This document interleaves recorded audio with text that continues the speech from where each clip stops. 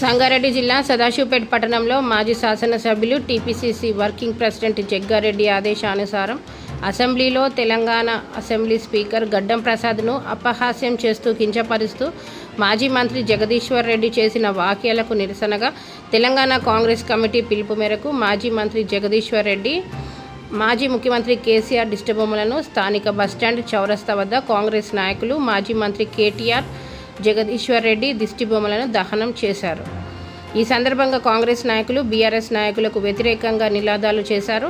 వెంటనే assembly speaker గడ్డం ప్రసాద్కు మాజీ మంత్రి జగదీశ్వర్ రెడ్డి, మాజీ మంత్రి కేటీఆర్ క్షమాపణ చెప్పాలని డిమాండ్ నిదర్శనంగా మొన్న అసెంబ్లీలో స్పీకర్ గారు వాళ్ళు దురుసుగా మాట్లాడడం, వారు ఇంకా అధికారంలో ఉన్నామన్న మదంతో మరి ఎవరికి కూడా వారి గౌరవాన్ని ఇవ్వకుండా మరి అసెంబ్లీ సెషన్లో జగదీశ్వర్ రెడ్డి గారు మాట్లాడడం మరి రాష్ట్ర వ్యాప్తంగా అందరూ చూడడం జరిగింది.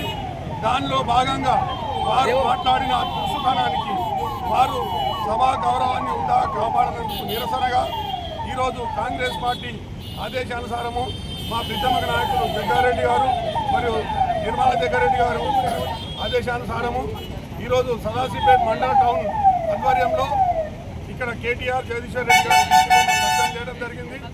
ఇదే విధంగా ఇంకా వాళ్ళు అధికారంలో ఉన్నామని అహంకారాన్ని వీడకుంటే భవిష్యత్తులో ఇంకా చాలా గుణపాఠం చెప్పవలసి వస్తుంది. దయచేసి మీరు 10 సంవత్సరాల అధికారం ఇచ్చారు, మీరు ఇచ్చిన అధికారాన్ని నిలబెట్టుకోకుండా ఇంకా అహంకారానికి పోయి ఇదే విధంగా చేస్తే మీకు తగిన గుణపాఠం చెప్పవలసి వస్తుందని ఈ సందర్భంగా తెలియజేయడం జరుగుతుంది. సభాపతి అయినటువంటి ప్రసాదరావు గారిని ఏకవచనంతో పిలవడము, మరి సాంప్రదాయాలకు విరుద్ధంగా వారు మాట్లాడడం జరుగుతుంది. ప్రతి దానికి ఏదో ఒక గొడవ చేసుకొని అసెంబ్లీ నడకుండా చూడాలని కోరుతున్నది. ఎందుకంటే వాళ్ళు ఏ దళితుని కానీ ముఖ్యమంత్రిని చేస్తారని చెప్పి చంద్రశేఖర్ గారు చెప్పినాడో అది చేయలేదు. అదేవిధంగా మా నాయకుడు రేవంత్ రెడ్డి గారు మరి దళిత సభాపతిని చేసినప్పుడు వారు కళ్ళు మండుతున్నాయి. వాళ్ళు ఓర్వరికనే మరి సభాపతి గారిని అవమానపరచడం జరుగుతుంది. ప్రజలారా మీరు గమనిస్తున్నారు.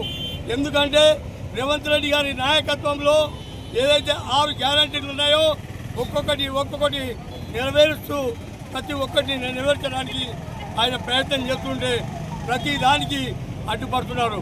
అదేవిధంగా మరి కేసీఆర్ గారు చెప్పినటువంటి మాటలు ఏదైతే దళిత ముఖ్యమంత్రి చేస్తా అని చెప్పిండు, చేయలేదు. ఇంటికి ఒక ఉద్యోగం ఇస్తా అని చెప్పిండు, చేయలేదు. అదేవిధంగా అర్జునులకు 3 ఎకరాల భూమి ఇస్తానడు, ఇవ్వలేదు. వాళ్ళే కప్పిపుచ్చుకొని ఇప్పుడు ఈ చేయడం అన్యాయము. ముఖ్యంగా కోరేది ఏంటంటే 10 సంవత్సరాల్లో కూడా వాళ్ళు ఏ రోడ్డు వేయలేదు, ఏది చేయకుండానే రాష్ట్ర బడ్జెట్ లోడ్లో పెట్టి వాళ్ళు అన్యాయంగా ప్రజల ఉసురు పోస్తున్నారు. కనుక ఇప్పుడు రేవంత్ రెడ్డి గారి నాయకత్వంలో ప్రతి ఒక్కరూ సుభిక్షంగా ఉంటున్నారు. మరి ప్రతి విషయంలో మరి రేవంత్ రెడ్డి గారు ఆచి చూసి అడుగులేస్తున్నందుకు మరి ఆయనకి సహకరించాలని చెప్పేసి ప్రజల అందరికీ పేరున మేము మరి